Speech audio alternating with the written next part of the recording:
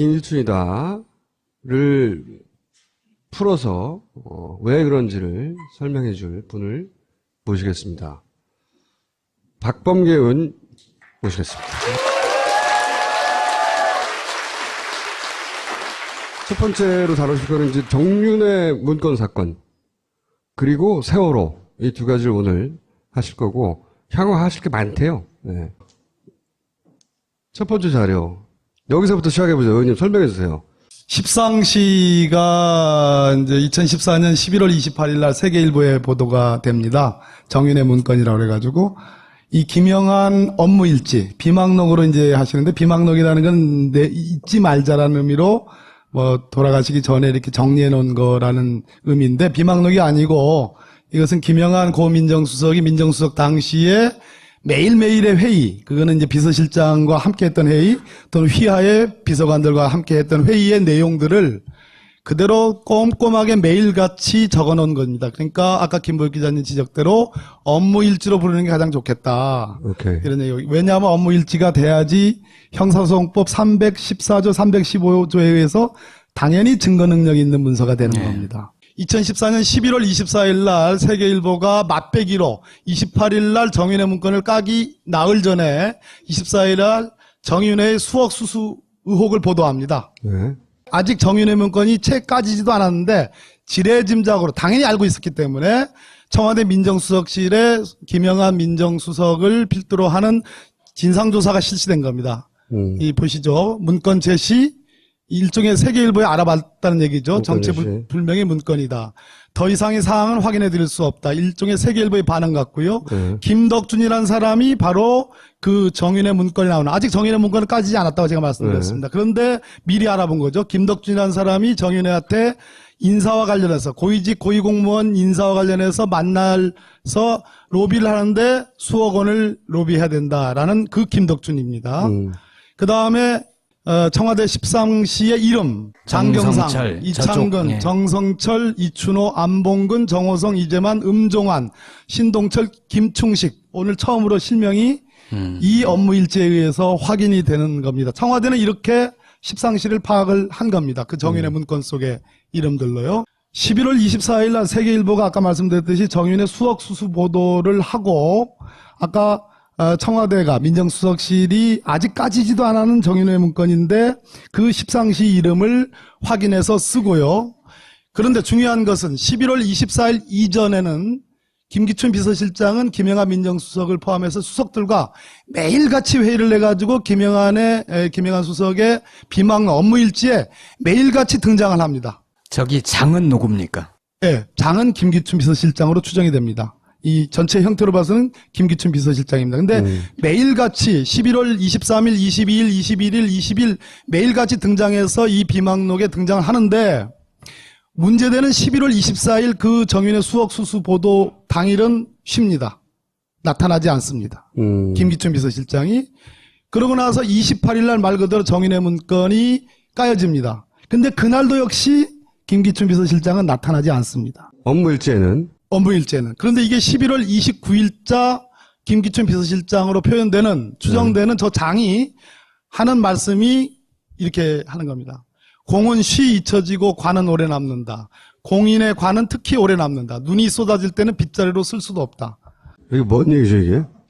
저도 모르겠습니다. 네. 정상적이라면 이 정윤회 문건이 24일 날 맛배기가 있었고 28일 날 까여졌으니까 김기춘 비서실장은 난리가 났어야 되는 겁니다. 네. 난리가 나가지고 김영한 민정수석 당시 민정비서관은 여러분들 알다시피 우병우입니다. 불러가지고 난리를 치고 검찰에 알아봐라, 뭐에 알아봐라, 국정원에 알아봐라, 그리고 이것은 가짜니까 어떻게 하라, 저렇게 하라. 난리를 쳐야 되는데 저렇게 선문답 같은, 도사 같은 얘기를 하고 있습니다. 정작 24일과 28일은 나타나지가 않고요. 김기춘의 주장은 저런 게 자기 워딩이 아니라 김영환의 주관적인 느낌을 남긴 거다라고 얘기하잖아요. 청문회 와서 그렇게 얘기했죠. 예. 김기춘이 이제 피의자로 와서 그런 말을 하면 판사가 보통 그걸 받아들입니까? 그러니까 제가 아까 이건 네. 비망록이 아니고 업무일지다. 형사소송법 314조 15조에 의해서 당연히 증거 능력 있는 서류다. 설사 김영한 수석이 돌아가셨다 하더라도 더 이상 따져볼 것이 없이 특별히 신빙할 수 있는 상태의 문서다. 증거 채택된다는 얘기네요, 그러면. 그러니까 대통령이 한 말을 적을 때는 대통령령에 한자로 령을 쓰고요. 령. 비서실장인 김기춘 비서실장의 말은 장을 장. 썼고요. 그리고 나머지 것은 김영하 민정수석이 민정수석으로서 저도 뭐 민정비서관을 노무현 대통령이 모시고 한 사람입니다. 민정비서관, 공직기강 비서관, 뭐 법무비서관 등의 비서관 회의에 대해서는 아무런 표시 없이 그냥 자기 의견은 자기 지시사항을 적습니다. 일관되게. 예, 그러한 형식이 아주 일관되게 나와 있기 때문에 이것은 뭐 판사 앞에 가져가면 빼도 박도 못하는 것이다 이런 말씀드립니다. 그리고 자 6일 날 김영하 민정수석은 재직 기간이 길지 않습니다. 나름대로 이 비망록 업무일지를 보면 굉장히 자기 일에 충실했던 것으로 보여집니다. 그렇다고 제가 찬양하거나 칭송하는 건 아닙니다. 이 양반은 TK 출신의 전형적인 보수 검사 출신의 민정수석입니다. 그 이상도 이하도 아닙니다. 다만 인간으로서의 고뇌가 있었다는 측면, 이분이 결국은 위로는 검찰 정말 엘리트 출신의 김기춘 비서실장과 아래로는 진짜 엘리트 출신의 우빙우 민정비서관의 가운데 샌드위치 껴가지고 철저하게 배제당하고 사실상 왕따당하는 속에서 난데없이 국회에서 운영위원회 열 테니까 네가 대신 나가서 얘기해라. 김영한 입장에서 나 아는 것이 없는데 이럴 때는 나가서 몸바지하라고 하니까 돌아버린 겁니다. 그래서 사표를 내고 나와가지고 매일같이 어머님의 증언에 의하면 엄청난 양의 술을 마셔가지고 급성 간암으로 50대 후반에 돌아가신 겁니다. 그런데 이 12월 6일자 토요일 날 김영하 민정수석의 이 업무 일지의 내용 보면 이건 본인의 지시나 생각을 담은 것 같습니다. 여론은 국정 개입의 진실을 밝혀야 한다는 취지라고 분명히 적고 있습니다.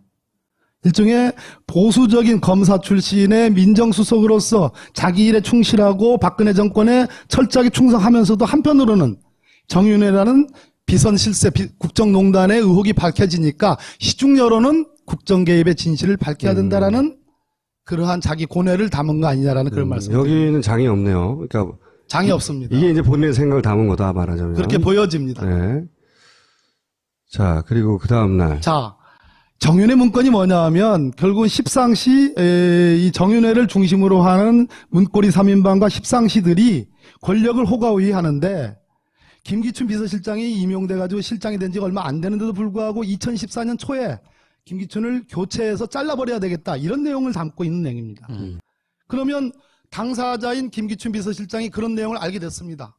그래가지고 조홍천 의원 당시 공직기강 비서관의 최근의 증언에 의하면 김기춘 비서실장이 시켜가지고 지시해가지고 이러한 국정농단의 흔적이 있으니까 자기를 이렇게 교체하려고 하는 비선 실세들이 하는 어떤 의혹이 있으니까 조사를 해보라고 해가지고 조홍천 비서관의 지시를 받은 박관천 경정이 여러 사람을 만나가지고 보고서를 낸 거죠. 보고서를 낸 거다. 그것이 네. 정윤의 문건이라는 겁니다. 그러면 김기춘 입장에서는 비서실장인데 그 새파란 소위 얼라들이 아이들이 자기를 뭐 자른다 만다 이렇게 얘기하는 거 아니겠습니까? 그러면 당연히 인간으로서 이것들이 어디 건방지게 나를 잘러 조사를 시키고 거기에 화를 내야 되고 엄중하게 대처하는 것이 상식 아니겠습니까? 그런 취지로 동아일보가 김기춘 교체서를 김기춘이 확인하고 그 직접 알아봐라고 지시했다라는 동아일보 보도, 이날짜 보도에 대해서 김기춘 비서실장이 김영하 민정수석에게 한 얘기는 사실 무근이고 나는 사사로운 일에 지시 등을 하지 않아. 이렇게 반응을 했다는 겁니다. 고소해. 여기서 뭐가 나타납니까? 실제로 네. 김기춘 비서실장보다 문고리 3인방 비선 실세가 훨씬 높은 힘의 관계에 있었다라는 것이 그대로 단적으로 자기가 보도되고 시켜놓고 보도가 되니까 수석회의에서 나가 안 시켰다고 뻥을 까는 거네요. 그렇게 봐야 그렇게 표현하시는군요. 네. 자, 다음 넘어가 보겠습니다.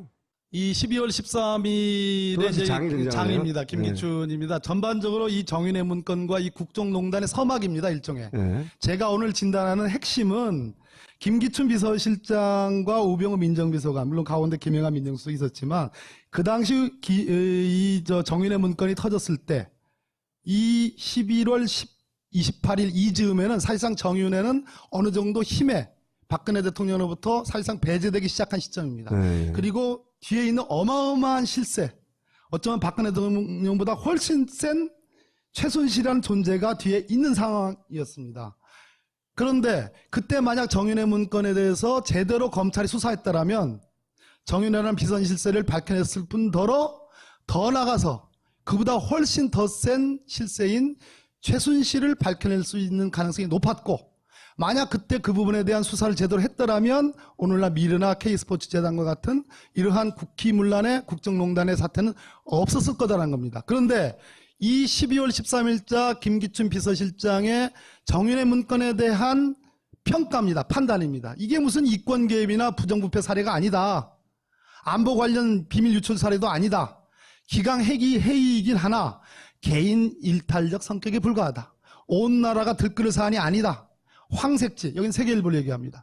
황색지 작태에 지나치게 반응하는 것이다. 이렇게 철저하게 어마어마한 국정농단의 서막이 열린 건데 철저하게 이 사태의 본질을 의미 축소를 하는 거로 뭉개고 갈 수 있다. 뭉개고 갈 수 있다는 얘기입니다. 최순실을 보호해준 건 이제 말하자면 김유춘이었던 거죠. 결국은 제가 오늘 드리고 싶은 말씀은 정윤회 씨는 2014년 3월까지는 적어도 박근혜 대통령을 중심으로 하고 좌우로 이 부부가 좌우로 공동의 권력자들이었습니다. 그런데 3월에 어떤 일이 벌어지냐면 소위 시사저널에 박지만 미행설이 보도가 됩니다. 이걸 가지고 청와대 본관이라면 대통령을 의미합니다. 청와대 본관에서 난리가 났다는 겁니다. 실제로 이 업무 일지에 보면 대통령이 여기에 대해서 굉장히 대노했다라는 그런 그 기재 내용이 나옵니다. 무슨 얘기냐면 그때부터 이제 정윤회는 맛이 가기 시작합니다. 그리고 정윤회와 최순실의 이혼 조정 절차가 법원에서 시작이 돼가지고 그로부터 한 2, 3개월 뒤에 완전하게 이혼을 하게 됩니다. 그리고 결정적으로 세계일보의 이 정윤회 문건 보도와 이 수사 과정, 감찰 과정에서 우병우 비서관의 혁혁한 공에 의해서 정윤회라는 이 문제만 도드라지고 최순실이라는 비선실세가 전혀 드러나지 않음으로써 정윤회는 완전히 권력에서 배제되고 박근혜 대통령으로부터 배제되고 최순실 유일 권력이 공고하게 되는 결정적인 장면이라는 겁니다. 그러니까 우병우가 그 역할로 민정수석이 된 거네요, 말하자면. 저는 그렇게 판단합니다. 한겨레 보도였는데 결국은 이게 최순실을 남편으로 보고 그다음에 박근혜를 아내로 보고 그리고 문고리 3인방을 사촌으로 보고 요런 패밀리 비즈니스를 자기들끼리 한 거다. 검찰이 이제 거기에 우병우는 끼워준 거고. 유일하게 그 패밀리 비즈니스에 끼어들은 게 우병우인데 어떻게 끼어들었냐? 이때 이제 이 문건 사건을 무난하게 마무리해서, 그러니까 이거 문건 유출 사건을 만들고, 그 다음에 그 중간에 낀 사람들을 다 쳐내고 하는 그런 일들을 우병우가 매끈하게 해내서 이제 그 안에 들어갔다는 거죠. 그런 의혹이 충분히 가능합니다. 우병우가 민정비서관이 된 게 이제 2014년 5월 초입니다. 아까 제가 3월달 시사저널 미행 보도가 나와서 정윤회가 맛이 가기 시작했다고 그랬잖아요. 그러고 난 다음에 실제로 이 정윤회 문건이 생산된 시점은 2014년 1월입니다. 이미 그 당시에 기사에 의하면 최순실과 안봉근은 이러한 문건들이 만들어졌다라는 것을 알았다라는 그런 보도가 있습니다. 그걸 알고서 이 문건을 생산한 민정수석실의 박관철을 비롯한 13명의 민정수석실에 파견 나와 있는 경찰관들을 다 자르라라는 지시를 했다라는 보도가 나옵니다. 상당히 사실에 근접합니다. 그러니까 이 세계일보의 보도 이전에 이미 제가 아까 추정하는 어쩌면 이거는 김기춘 비서실장 또 조홍천 비서관 박관철로 연결되는 실제로 국정농단, 십상시의 농단 사태에 대해서 분명히 메스를 가려는 의사가 있었던 그것이 권력투쟁이든 아니든 간에 그런 의사가 있다는 것을 최순실이 알게 되면서 그것을 만든 민정수석실의 박관천 경정을 비롯한 경찰 출신 민정팀들을 다 자르라고 지시합니다. 최순실 라인을 김기춘이 어느 정도 제어하거나 통제하려는 시도를 초반에 하다가 있었다는 겁니다. 하다가 그게 이제 최순실한테 들켜서 저 안 되겠네, 저 노인네 다 잘라버려야 되겠네. 그 와중에 실제로 다 잘라나간 거군요. 다는 아닌데 박관천 경정이 1차 잘려나가고 그 뒤로 한 5명의 경찰관들이 2014년도에 잘려나가게 됩니다. 그러면서 김기춘은 자기는 살라고 이런 선문답 같은 걸 하면서 언제까지냐? 적어도 세계일보가 2014년 이러한 문건은 여러 차례에 걸쳐서 1년 내내 입수를 하게 됩니다. 약 100여 장에 가까운 청와대 문건들을 세계일보가 4차례에 걸쳐서 입수하는 걸로 저는 알고 있는데요. 최종적으로 아까 2014년 11월 28일 날 정윤회 문건이 보도됩니다. 아마도 그 시점까지는 김기춘 비서실장은 끊임없이 최순실이든 십상시든 이 비선 권력에 대한 견제, 권력 투쟁적 측면의 견제를 하여진 것으로 저는 그렇게 판단하고 있습니다. 그러나 최종적으로 가서는 결과적으로 이 문건 유출건을 수사하면서 최순실 권력이 공고화되고 거기에 백기투항하는 거 아니냐. 그런데 그 과정에서 그런 시사전을 보도가 있었고 우병우가 5월 달에 들어갑니다. 그러고 나서 아까 11월 24일과 28일 날 세계일보에 보도가 됐다고 그랬잖아요. 그러면 우병우는 민정비서관으로서 특감반이라고 있습니다. 청와대. 이 민정비서관실에 들어가 있는 특감반이 가장 저도 뭐 민정비서관 2비서관을 했습니다. 근데 청와대에서 민정비서관실에 있는 특감반 거기에 있는 요원들은 수십 명에 해당합니다. 한남동에 사무실 있는. 별도 사무실이 이번에 검찰에서 압수수색을 네. 처음으로 받았던 곳입니다. 네. 이 특감반 요원들은 정말 모든 기관에 검찰을 포함해서 국세청 국정원 포함해서 최고 요원들만 파견되어 있는 것입니다. 이 특감반을 지휘를 합니다. 우병우 비서관이. 이 정윤회 문건에 대해서. 그런데 여기서 만들어낸 것이 뭐냐. 7인회라는 가짜 조직을 만들어냅니다. 민경욱 청와대 대변인이 2014년 12월 11일 날 이러한 문건을 만들고 유출한 데는 7인회라는 조직이 작용을 했다라는 그러한 브리핑을 합니다. 그러니까 조홍천 비서관, 박관천 경정, 다른 행정관 등등 또 언론인도 포함하고요. 자기들끼리 조직을 만들어서 빼들었다 이거죠. 예, 그런 식으로 덤태기를 세우는 거죠. 책임을 전가하는 7인회 브리핑을 하고 이것에 대한 얘기들을 수차례 청와대에서 얘기를 합니다. 그렇게 되다 보니까 검찰의 수사 방향이 십상시 문고리 권력 정윤회라는 비선실세 쪽에 수사로 모아지는 게 아니라 유출한 사람들. 유출과 이것을 권력 투쟁적 관점으로 수사 방향이 틀어지면서 조홍천, 박관천 쪽으로만 수사가 주로 팔알이 이루어지게 되는 거기에 한경희와 최경희가 가담한 것이다. 그런데 아시다시피 한경희는 가장 중요한 대목입니다. 최경희는 돌아가셨으니까요. 최경희의 유서에는 분명하게 청와대 민정비서관실, 당연히 민정비서관은 우병우입니다. 청와대 민정비서관실에 회유가 있었다는 취지의 유서를 남겼죠. 예. 또 한경희는 어떻게 얘기했습니까? 최근에 모 신문과의 인터뷰에 의하면 딱 두 가지입니다. 청와대 민정비서관실에서 자기가 복사해서 최경희에게 넘겨준 것처럼 하면 그것이 이제 청와대 민정비서관실의 피모 행정관이 그렇게 자기를 회유했다는 겁니다. 그렇게 하면 불기소 해줄 수도 있다라는 것을 최경희 유서와 똑같은 내용을 했고요. 두 번째는 중요한 얘기입니다. 자기가 갖고 있던 휴대폰을 검찰의 압수수색을 받았는데 네. 그 휴대폰 내용 중에 최순실이 박근혜 대통령의 사적인 여러 가지 봉사를 하고 있는데 그와 관련해서 최순실이 승마협회를 통해서 갑질을 하고 있다라는 내용의 자료가 자기 휴대폰 자료에 있었다는 겁니다. 그럼 검찰이 그것을 입수를 했습니다. 그 당시에. 근데 놀라운 것은 그러한 내용을 자기를 회유했던 청와대 민정비서관실의 피모 행정관도 그것을 알고 있다더라. 그러면 검찰과 청와대 민정비서관실 우병우 팀은 짬짬이를 했다라는 추론이 가능한 거죠. 최순실도 미리 알았고 당연히. 그렇게 추론이 됩니다. 네. 그러면 검찰이 지금 이렇게 얘기합니다.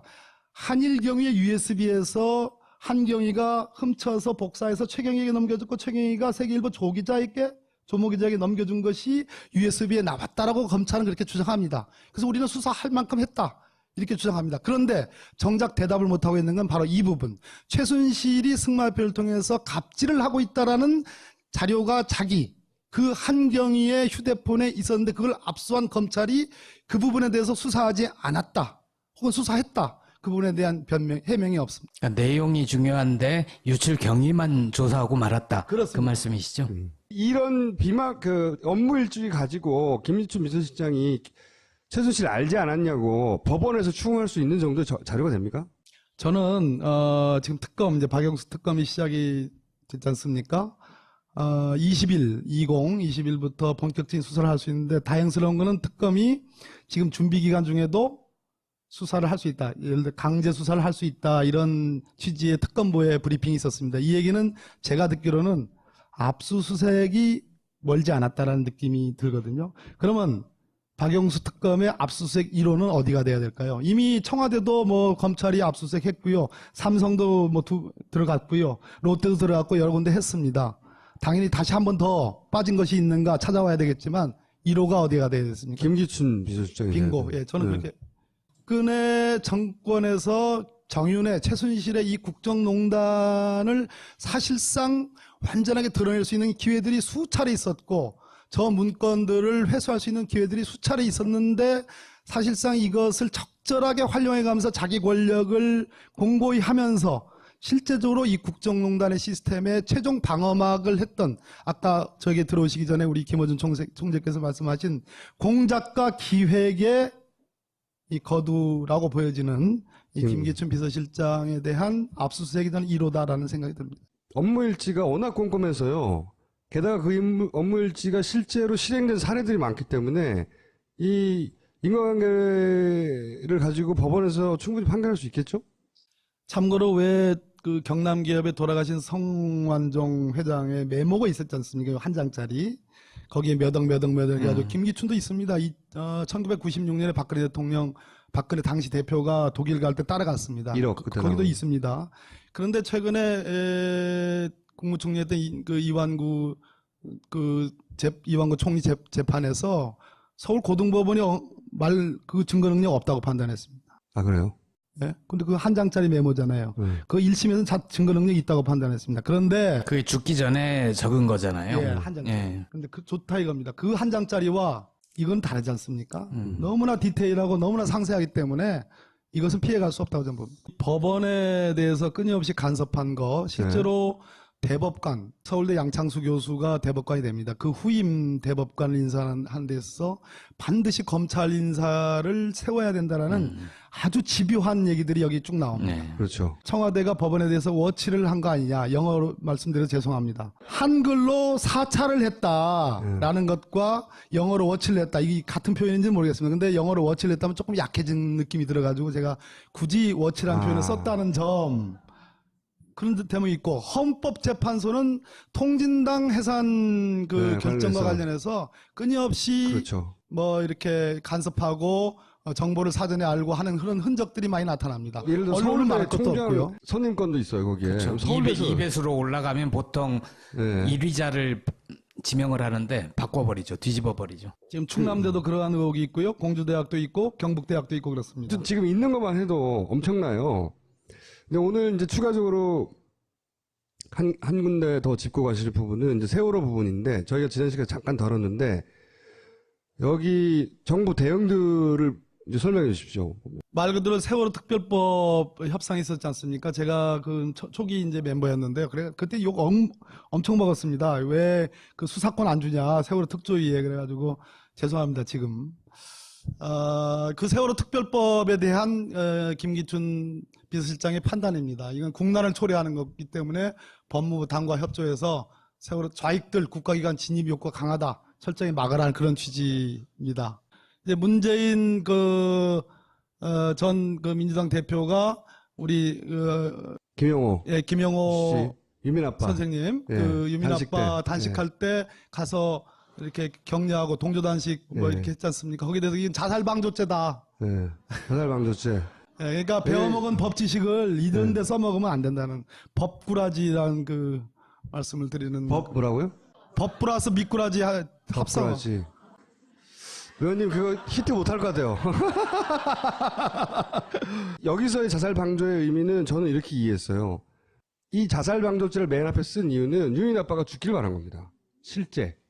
그리고 나서 거 봐라 동조 단식한 뭐 문재인을 비롯해서 같이 동조 단식했던 모든 사람들까지 다 니들은 자살을 방조한 놈들이야 라고 프레임을 씌우려고 했던 기획이 있었던 거죠 초반에.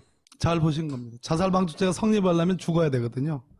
그러니까 아직 단식할 때니까 미래에 죽는 것을 당연히 그렇죠. 전제로 삼아가지고 이렇게 법률 구성을 한 거죠. 실제 유민 아빠가 그 건강을 회복하지 못하도록 제대로 방해한 정황들이 있어요.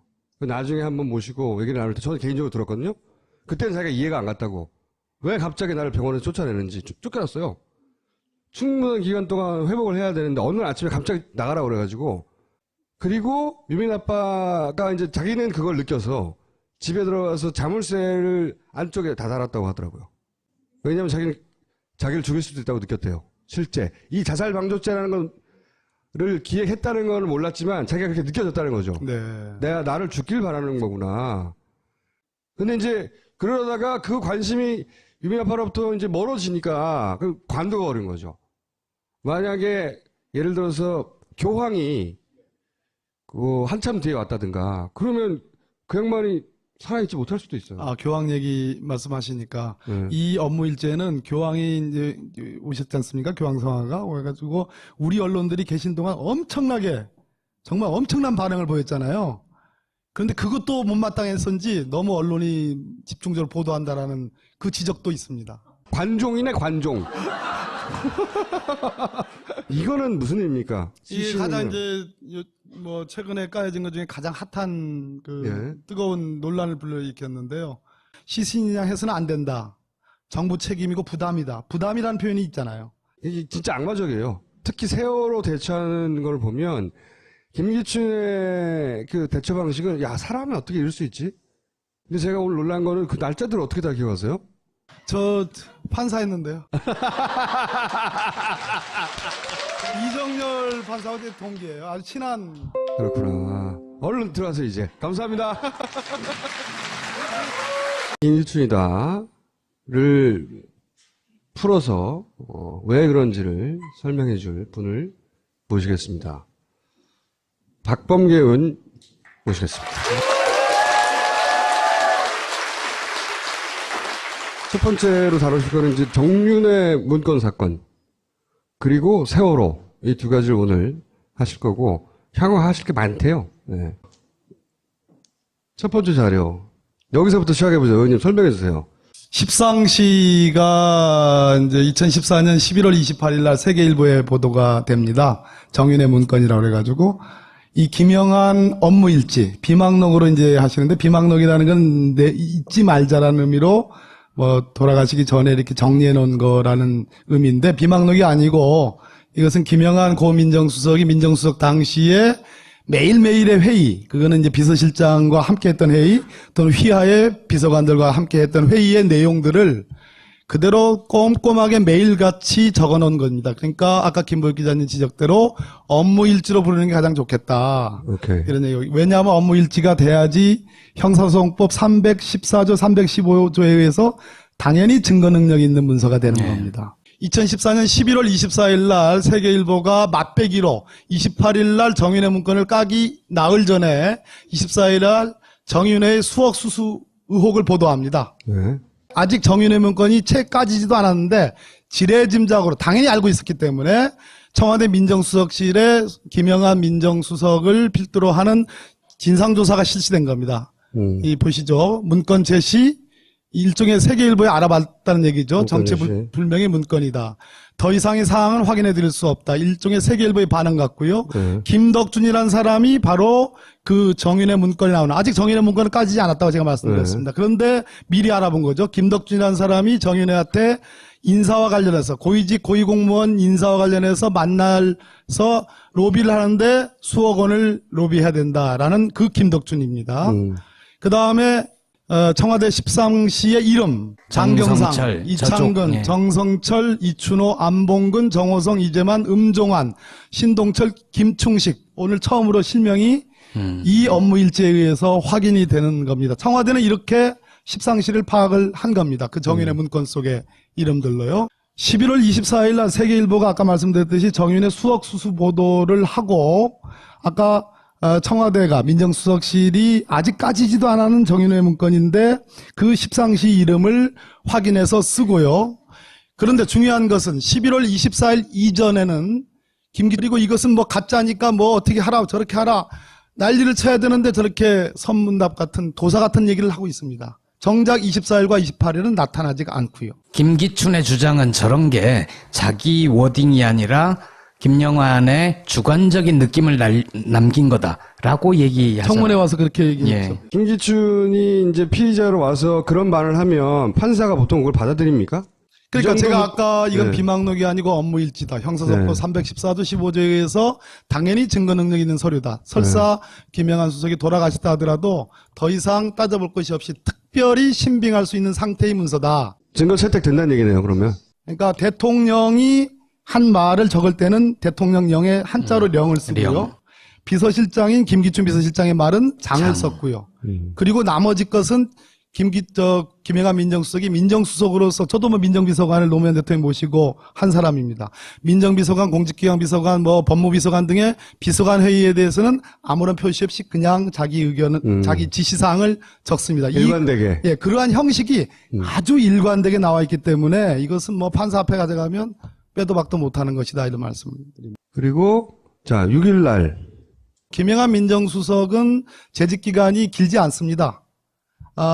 나름대로 이 비망록 업무일지를 보면 굉장히 자기 일에 춘 비서실장은 김영한 민정수석을 포함해서 수석들과 매일같이 회의를 해가지고 김영한 수석의 비망록 업무일지에 매일같이 등장을 합니다. 저기 장은 누굽니까?